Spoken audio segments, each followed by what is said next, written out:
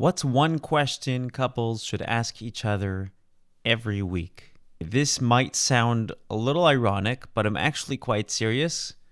You're going to want to ask the question, why?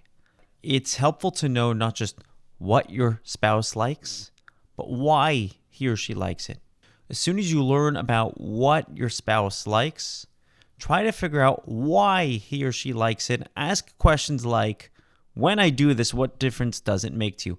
Because when you know not just what your spouse likes, you know why your spouse likes it, you're actually getting to know your spouse better, and that makes a huge difference. Can a marriage thrive without constantly working on it? No. Some of you may be watching this thinking, well, I have a very happy marriage and I don't put that much effort into it. If I were to challenge you, I would find out that you're doing something, maybe unintentionally, maybe you're doing it by accident, but you're doing something to make this work. Because connecting two people that are from very different backgrounds, very different genders, very different cultures, connecting two different people are connecting two different worlds, and it's a mitzvah. It's a very sacred thing. And when it happens, it's incredible, but it's not easy. It does take work. And if you feel like it doesn't take work, great. But it definitely takes work. You got to do something. It won't happen by accident. What does Judaism teach about love that most people get wrong?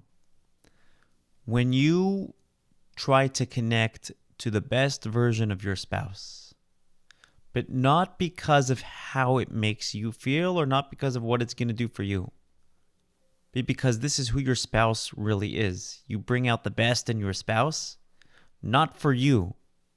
I'm not saying it shouldn't feel good. It should feel good, but that's not why you're doing it. That's love. The most pure form of love is not, what am I going to get out of this? Is not, what am I going to miss if I don't have this? That would be fear or FOMO. The most pure form of love is totally focused on the other person, which makes you a more pleasant person to be around, by the way. What's a better goal than improving communication in marriage? Couples often feel like their communication isn't good and that's what they need to fix, and it's so often not true. When a couple comes to me and says, we need to improve our communication, the first thing I ask them is, if your communication was to a satisfactory level, what would that do for you?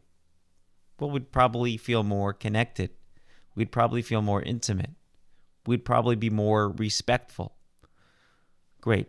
Those are the things you actually need to work on. Communication is just the pathway. There might be other pathways. Don't get distracted by the pathway. Focus on the actual result you're trying to achieve.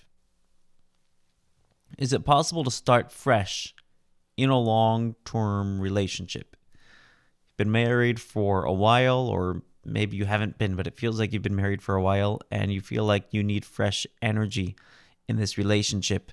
Yes, it's absolutely possible. You can refresh this relationship. You can reboot the relationship. Rebooting the relationship, by the way, is literally built in to the laws of mikvah and to the laws of family purity in Judaism and Jewish practice. And relationships can definitely and should be refreshed in a healthy, kosher way. What's one thing I should stop doing today to improve my marriage? Man, that's a great question. Limit screen time and limit what you watch when you do have screen time. Be very selective with where you allow your eyes to rest. Dedicate your eyes to your spouse. How do Jewish values help couples stay connected through hard times? The Jewish value of marriage means that you not only like each other and you're not only friends with each other, but you're actually connected with each other. If you just see yourself as friends or someone that you like, well, that can fluctuate, especially as hard times hit. But if you see yourselves as inherently connected, then even at the most difficult of times, you can ask yourself if that feeling of connection showed up right now, because I know it's there. How would I notice it? And you can challenge yourself to recreate it, to grow it, to look for it. What's a powerful way to show love that doesn't involve words? That is a question that requires a lot of attention, paying attention on your part. Ask yourself, when does your spouse most notice your love, even when you don't say it? Ask yourself that question. Think about it deeply, because that's a question you're going to really have to look for and search. And when you do, you're going to be able to replicate that. What does a successful marriage really look like?